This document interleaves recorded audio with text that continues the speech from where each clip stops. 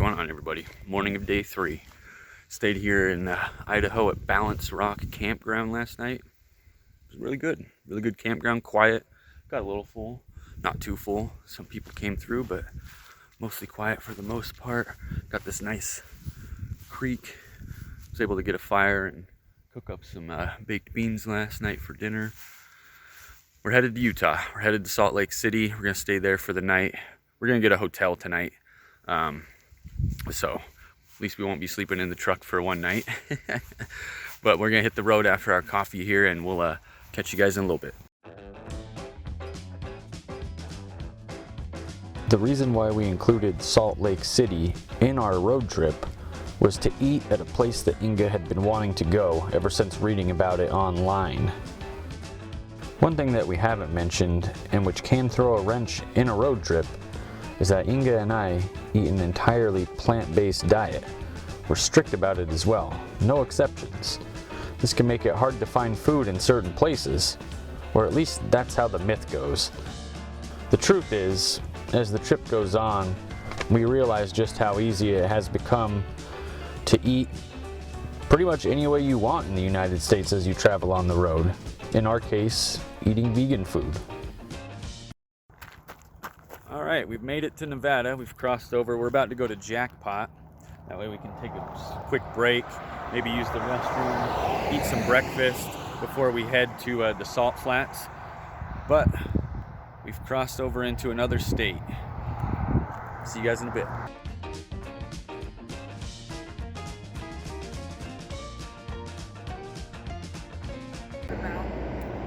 Heading into Club 93. Let's check this casino out here in Nevada.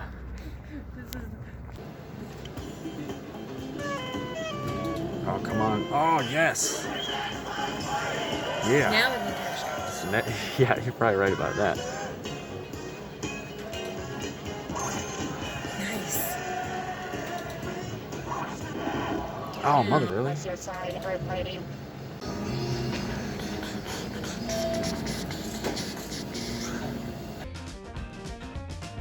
After losing a few dollars, we decided to save our money and try our luck at a different casino later in the trip. The total driving distance for day 3 is 242 miles, which was around 4 hours of driving for us.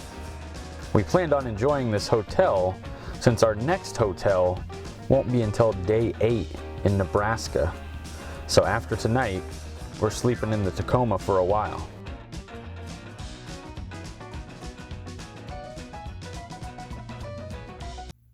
What's going on, guys? We're in Wells, Nevada. We're just making a quick pit stop, just a restroom break at a public park here, just to hop out for a few minutes and stretch our legs. But we're still headed to the Salt Flats, the Bonneville Salt Flats. Wells, Nevada was a nice quiet town to stop in. The scenery in Nevada overall was actually better than I expected. I was expecting it to be flatter, not so many mountains. Much later in the trip, we'll end up in a different part of Nevada, so you'll get to see that as well. For now though, it's bye-bye Nevada and hello Utah. We are now very close to the Bonneville Salt Flats. All right, guys, we made it to Utah. We've crossed over into Utah. We're at the Bonneville Salt Flats, roaming around. Pretty cool area. We're just at there's a rest stop right over there. And there's another rest stop on the other side of the highway this way. I don't think you're going to be able to see it, but you can actually access the Salt Flats on either side. More access over there, better access, I should say, on the other side of the highway, but we don't have any way of getting over there.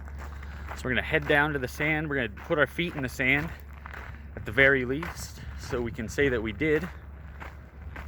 Then I might take a few pictures, and then we're going to keep heading east towards Salt Lake.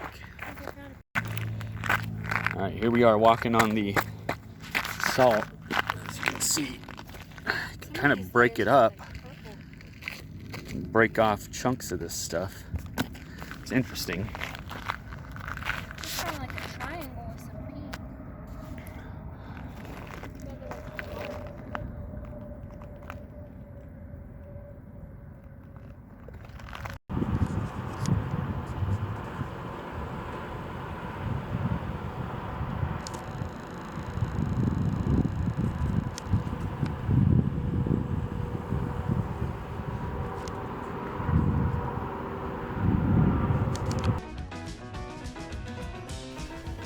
access the other side of the interstate, where the more photogenic parts of the salt flats are, we would have to drive 44 miles to the next exit, then go back the same 44 miles. We end up deciding against it. Ultimately, we decide against stopping at Salt Lake as well. We didn't see much lake access on the route we were on Interstate 80, and we didn't want to waste time searching for something that wasn't there. The rest stop toilets in Utah are strange as well. You can maybe describe it as old-fashioned or primitive, whatever you want to call it. Inga had thought she had accidentally walked into the men's room when she saw hers. Just showing a little bit of the hotel room here, guys, with our bathroom door that doesn't actually close. See? It's a nice bonus there. We do have an iron, not that we need it. Looks like this door's in really good shape. Showers. Pretty trashy, actually. Sink, there's like spit on the counter and in the sink, so that's always nice. They did a great job cleaning this room up after the last guest stayed. So our light actually does work in here, surprisingly enough, but our heat lamp and our vent do not work. There's not even a fan in here. No Oh. wonder it's so gross. I guess that's true.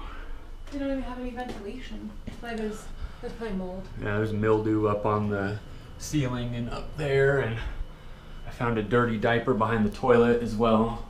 All right, we're here at Vertical Diner. We got our fried tofu to start. Inga's got her mac and cheese. These are just our starters. We got a couple more things coming. It's great food so far, though. All right, so here's my tempeh cubano, mashed potatoes and gravy. We got some lettuce wraps here. Inga's got also mashed potatoes and gravy. Check this out. And what is this called? A buffalo chicken ranch sandwich. Wow. These mashed potatoes are amazing. Really good food here. Vertical Diner, again, that's in Salt Lake City, Utah, guys.